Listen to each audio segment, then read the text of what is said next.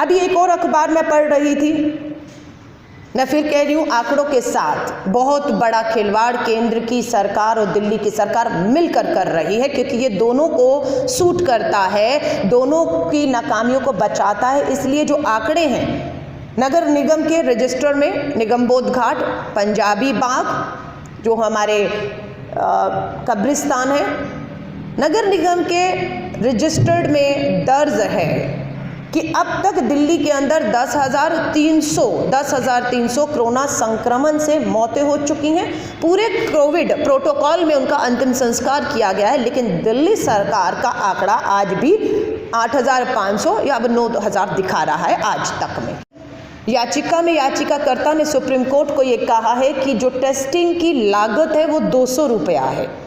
क्या कारण है कि दिल्ली की सरकार पहले 4500 रुपया उसका वसूलती रही और आज 8 महीने बाद भी 2400 रुपया प्रति टेस्ट का वसूला जा रहा है, जबकि उसकी लागत 200 है। याचिकाकर्ता ने सुप्रीम कोर्ट में उसे 400 तक करने की बात की, फिर भी 50%।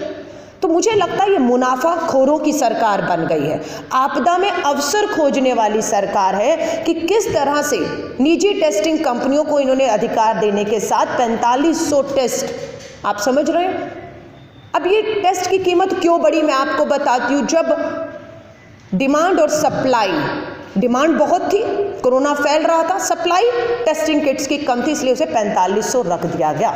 जिसकी जेब में पैसा था, तालेबंदी थी, लोग बेरोजगार हो रहे थे, महंगाई बढ़ रही थी, जिसके पास 4500 था वो टेस्ट करा पाया, जिसके पास पैसा नहीं था वो गरीब मजदूर टेस्ट नहीं करा पाया समय पर। और जब तालेबंदी खोल दी वो पूरी दिल्ली में फैला, जिसके कारण ये कोरोना संक्रमण फैला। अगर सरकार समय रहते इस टेस्टिंग की कीमत को इतना ना रखती तो मुझे उम्मीद थी कि दिल्ली का हर आम गरीब आदमी समय रहते टेस्ट करा पाता, या सरकार को आगे बढ़कर इस टेस्ट को मुफ्त कर देना चाहिए था। तो मेरा सीधा आरोप दिल्ली की सरकार पे, अभी भी हमारी मांग है कि दिल्ली के बढ़ते संक्रमण और मौतों को देखते हुए दिल्ली के अंदर इस टेस्ट को पूरी तरह से मुफ्त कर देना चाहिए, क्योंकि जब 4500 और 24 में आपने बहुत मुनाफाखोरी करके बहुत कमा लिया है, अब जो कमाया है वो जनता पे लगाना चाहिए। मौतों के आंकड़ों को छुपाया जा रहा है मात्र अपने आप को बचाने के लिए।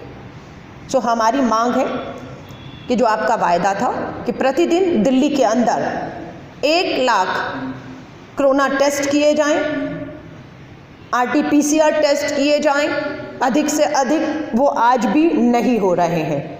कोरोना की टेस्टिंग की कीमत को, दिल्ली के हालात को देखते हुए हमारी ये मांग है, सुप्रीम कोर्ट ने 2 हफ्ते में जवाब मांगा है केंद्र और दिल्ली सरकार से कि इसके टेस्ट को जो है हमें 400 की याचिका है, 200 की लागत है। हमारी ये मांग है दिल्ली के हालात को देखते हुए इसे बिल्कुल मुफ्त किए जाने की और बढ़ाने की, टेस्ट को बढ़ाने की जो है वो सख्त ज़रूरत है।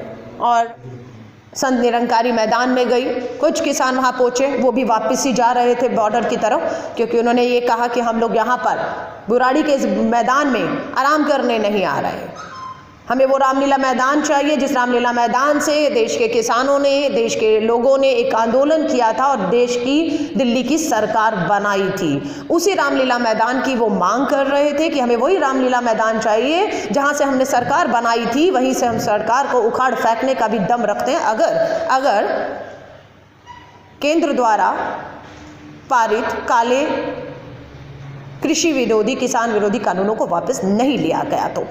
लेकिन मैं दिल्ली की केजरीवाल सरकार से कहूँगी, आपने केंद्र की सरकार के इशारों पर रामलीला मैदान के लिए नहीं लिख कर दिया है कि वो मिलना चाहिए, उनका हक है, आपने भी वहीं से आंदोलन करके सरकार बनाई, आपने नहीं लिख कर दिया अभी तक। आपने बुराड़ी मैदान में पूरी तरह व्यवस्था करके ये दिखा दी कि हमने सारी व्यवस्था किसानों के लिए कर दी, लेकिन वहाँ किसान आपकी सुविधाओं का लाभ नहीं लेना चाहता है। और किसानों ने एक बात की जिसकी मांग दिल्ली प्रदेश कांग्रेस के इस मंच से मैं करना चाहती हूँ, अरविंद केजरीवाल जी, किसान 3 महीने का राशन लेकर चल रहा है, गुरुद्वारे और मस्जिदों के जो लोग हैं वो वहाँ पर किसानों के लिए पूरी सुविधाएं उपलब्ध करा रहे हैं, लेकिन वो किसान, वो संगत जो वहाँ पर मदद कर रही है, वो लोग दिल्ली विधानसभा का विशेष सत्र पंजाब सरकार की तर्ज पर नहीं बुला सकते हैं। हमारी मांग है कि दिल्ली की केजरीवाल सरकार दिल्ली का विशेष एक दिन का विधानसभा सत्र बुलाए, इस समय किसान और कृषि बिलों के ऊपर पूरी तरह चर्चा करे और अपने स्टैंड को पूरी तरह साफ करे, वो उसके साथ है या उसके साथ नहीं है।